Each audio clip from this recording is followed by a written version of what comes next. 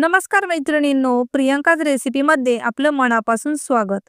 आज आपण पाहूयात गणेश चतुर्थीला नैवेद्यासाठी अगदी 20 ते 25 मिनिटांमध्ये बनणारे गव्हाच्या उकडीचे मोदक। या मोदकाचे आवरण वातड न होण्यासाठी अगदी मऊसूद राहण्यासाठी काही ट्रिक्स वापरले आहेत। अगदी पातळ आवरणाचे अगदी भरपूर सारणाचे मोदक कसे बनवायचे हे पाहूयात। सर्वात प्रथम इथे मोदकासाठी सारण बनवून घेऊयात। त्यासाठी मी इथे ओला नारळ अशा प्रकारे बारीक काप करून घेतलेला आहे। ते आता मिक्सरच्या भांड्यामध्ये बारीक करून घेऊयात। हे काप मी मिक्सरच्या भांड्यामध्ये घालून घेतलेले आहेत। तसेच त्यामध्ये मी 7 ते 8 काळी मिरी घातलेली आहेत।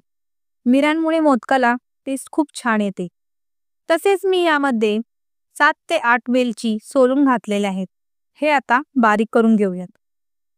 बघा, मी हे खोबरे अशा प्रकारे बारीक करून घेतलेले आहे। आता याचे सारण बनवूयात। त्यासाठी मी गॅसवर एक कढई गरम करायला ठेवलेली आहे। त्यामध्ये 2 चमचे साजूक तूप मी घातलेले आहे व तूप गरम झाल्यावर त्यामध्ये मी साधारण 1 चमचा खसखस घातलेले आहे। खसखस चांगली भाजली गेल्यावर ह्यामध्ये मी बारीक केलेले खोबरे 2 वाट्या घातलेले आहे। तुपामध्ये हे खोबरे 2 ते 3 मिनिटे बारीक गॅसवर छान परतून घ्यायचे आहे। आता यामध्ये मी त्याच वाटीने 1 वाटी गूळ अशा प्रकारे बारीक घेतलेला आहे। आता ह्यास सतत हलवत 5 ते 7 मिनिटे गूळ ह्यामध्ये व्यवस्थित विरघळून घ्यायचा आहे। हे मिश्रण आपल्याला मंद आचेवर व्यवस्थित मिक्स करून घ्यायचे आहे। मंद आचेवर हे मिश्रण व्यवस्थित परतून घेतल्यामुळे गूळ नारळाच्या चवामध्ये व्यवस्थित मुरला जातो। त्यामुळे सारण छान लागतं व मस्त रसरशीत बनतं। आता यामध्ये मी 1 चमचा सुंठ पावडर घातलेली आहे। तसेच 7 ते 8 बदाम व 7 ते 8 काजू मी अशा प्रकारे तुकडे करून घातलेले आहेत। हे आता छान परतून घेऊयात। तुम्हाला जर जायफळ आवडत असेल तर तुम्ही ह्यामध्ये ते घालू शकता। इथे सारण तयार झालेलं आहे, ते थंड करण्यासाठी ठेवून देऊयात।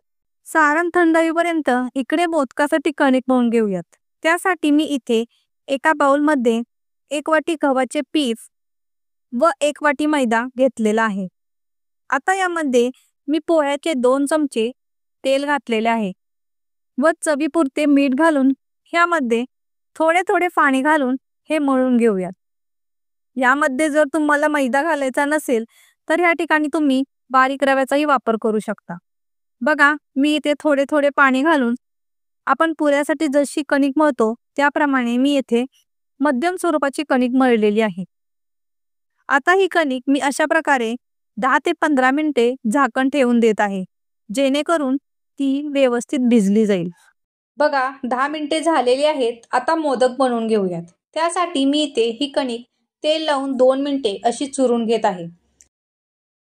आता याच्या अशा प्रकारे छोट्या छोट्या गोळ्या बनवून घेत आहे। बघा, इथे मी अशा प्रकारे सर्व कणकेच्या गोळ्या बनवून घेतलेल्या आहेत। आता यातील एक गोळी पोळपाटावर ठेवून त्याला तेल लावून हलक्या हाताने लाटून घ्यायची। तुम्हाला जर मोठी लाटी लाटून ती वाटीच्या साहाय्याने कट करायची असेल तर ती तुम्ही करू शकता।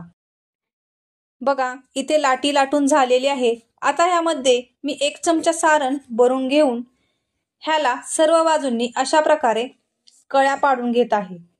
कणिक व्यवस्थित भिजली गेल्यावर ह्या कळ्या छान पडतात।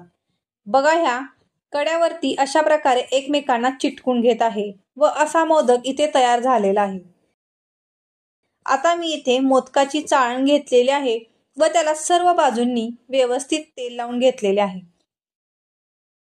आता त्यामध्ये एक एक करून मोदक ठेवून घ्यायचा व मोदक ठेवताना ते एकमेकाला अजिबात चिटकून न ठेवता अंतर देऊन ठेवायचे। बघा, इथे मी चाळणीत बसतील एवढेच मोदक ठेवलेले आहेत। आता गॅसवर पाणीही उकळलेले आहे, त्यावर मी ही चाळण ठेवून ती झाकून ठेवून देत आहे। साधारण 5 ते 7 मिनिटे हे मोदक आपल्याला उकळून घ्यायचे आहेत। 7 मिनिटे झालेली आहेत। बघा, हे मोदक चांगले उकडले गेलेले आहेत।